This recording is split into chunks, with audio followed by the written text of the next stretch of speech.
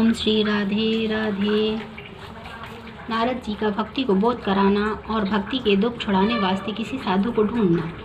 नारद जी ने श्री स्त्री रूप भक्ति से कहा कि अब तू अपनी चिंता छोड़कर श्री कृष्ण जी के चरणों में ध्यान लगा। उनका स्मरण व ध्यान करने से सब दुख तेरा छूट जाएगा। जिस समय राजा दुर्योधन की सभा में दुशासन ने द्रौपदी का चीर खींचकर नंगी करना चाहा था, उस समय द्रौपदी के ध्यान करने से नारायण जी ने चीर बढ़ाकर उसकी लज्जा रखी। और जब गजेंद्र का पैरे ग्राहक ने पकड़ा और उसका प्राण बचाने वाला कोई नहीं रहा, तब हाथी के स्मरण करते ही विष्णु भगवान ने पहुंचकर गजेंद्र का प्राण ग्राह से बचाया। हे भक्ति, तू बैकुंठ नाथ को प्राण से भी अधिक प्यारी है। वह तेरे वास्ते नीच जाति में भी जहाँ तेरा वास रहता है वहाँ आनकर और उसका उद्धार कर देते हैं। सतयुग और त्रेता और द्वापर में सज्जन लोग बहुत सा यज्ञ व तप व दान व धर्म करने से मुक्ति पाते थे। कलयुग में केवल तेरी कृपा से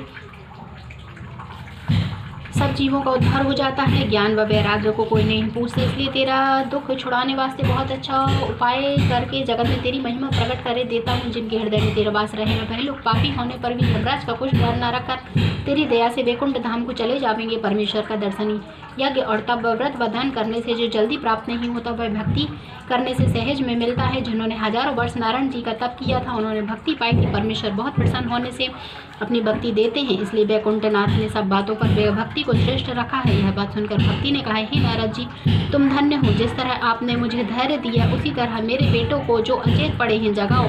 जब मेरे उठाने व पुकारने से ज्ञान व वैराग्य ने आंख भी नहीं खोली, तब मैंने वेद का वचन व गीता पाठ पढ़ना आरंभ किया। उसके सुनने से उन्होंने अपनी आंख खोलकर उठने के वास्ते चाहा, पर निर्बलता से फिर अचेत हो गए। जब यह हाल देखकर मैं बहुत चिंता करने लगा कि ज्ञान व वैराग्य किस कारण नहीं उठते, तब यह आकाशवाणी हुई कि हे नारद, क्यों इतना सोच करते हो? बिना सत्संग नहीं जागेंगे। इनकी संगति करने के वास्ते साधु खोजो। यह वचन सुनते ही वहां से साधु ढूंढता हुआ यहाँ तक पहुंचा, पर कलयुग होने से कोई साधु इच्छापूर्वक नहीं मिला। उसी चिंता में बैठा था कि आपका दर्शन प्राप्त हुआ।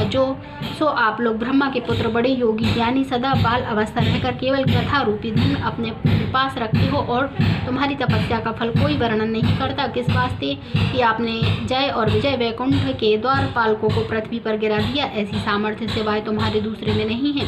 जिस तरह आपने दया करके अपना दर्शन मुझे दिया, उसी तरह भक्ति व ज्ञान व वैराग्य का दुख छुड़ाकर उनको सुख दीजिए, जिसमें चारों वर्ण के आदमी तुम्हारा यश गावें। कलयुग वासियों का मन शुद्ध पवित्र हो जावे। यह बात सुनकर सनत कुमार बोले कि हे नारद जी, तुम उदासी छोड़कर कुछ चिंता मत करो। जितने श्याम सुंदर के दास हैं उन सबों में तुम श्रेष्ठ हो। अपनी भक्ति का दुख छुड़ाने के वास्ते उपाय करना उचित है। पिछले समय के महात्मा व ऋषिश्वरों ने ज्ञान व धर्म के अनेक संसारी मार्ग आदमियों को वैकुंठ पहुंचाने के वास्ते बनाए हैं, पर उन कठिन मार्गों पर किसी से चला नहीं जाता, और वह राह बताने वाला गुरु भी जल्दी नहीं मिलता। इसलिए जो कोई श्रीमद् भागवत के सच्चे मन से सुने, उसको यह राह मिल सकती है। जो कथा सुखदेव जी ने राजा परीक्षित को सुनाई थी, वही कथा सुनने से भक्ति व ज्ञान का वैराग्य को भी सामर्थ्य होकर दुख उनका छूट जाएगा। परमेश्वर के चरणों में प्रेम बढ़ाने के वास्ते इसमें उत्तम कोई नहीं, दूसरी राह नहीं है। यह बात सुनकर नारद जी बोले, महाराज, मैंने वेद व गीता का पाठ पढ़कर ज्ञान व वैराग्य को बहुत जगाया, पर उन्हें उठने की सामर्थ्य नहीं हुई। श्रीमद् भागवत कहने से किस तरह जागेंगे? सनत कुमार जी ने कहा कि हे नारद, सब वेदों का सार श्रीमद् भागवत समझना चाहिए। उसके एक एक श्लोक के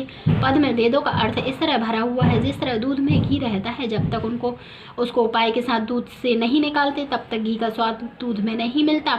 उसी तरह सब वेद व पुराणों को व्यास जी ने मंथन करके उसका तत्व श्रीमद् भागवत में लिखा है। और नारद जी, तुम जानबूझकर क्यों भूलते हो? 4 श्लोक मूल श्रीमद् भागवत के नारायण जी ने ब्रह्मा जी को उपदेश किए, और तुमने उनसे सुनकर वेदव्यास से कहा। वेदव्यास जी ने उसे विस्तार पूर्वक लिखकर भागवत पुराण बनाया।